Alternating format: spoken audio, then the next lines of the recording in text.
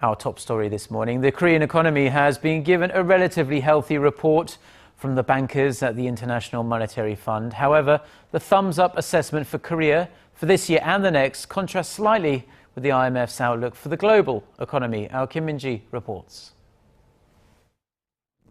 The International Monetary Fund has slightly lowered its outlook for the global economy for this year and the next, but has maintained Korea's growth forecast for this year. The IMF says it expects Asia's fourth largest economy to expand 3.7% in 2014 on the back of increased exports and investments. The figure is unchanged from its previous forecast in April and is in line with the Korean government's projection.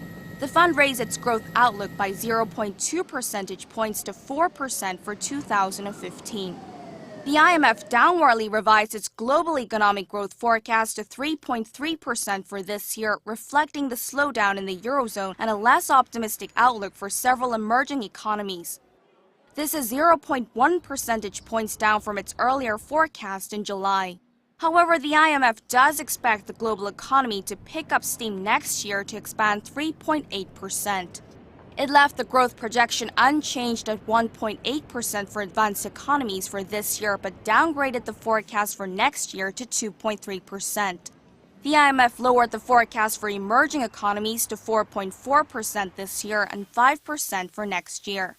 The IMF said that while the world economy is showing signs of recovery, growth may fall short of expectations as downside risks, including geopolitical tensions and risks of an extended period of low inflation, have increased.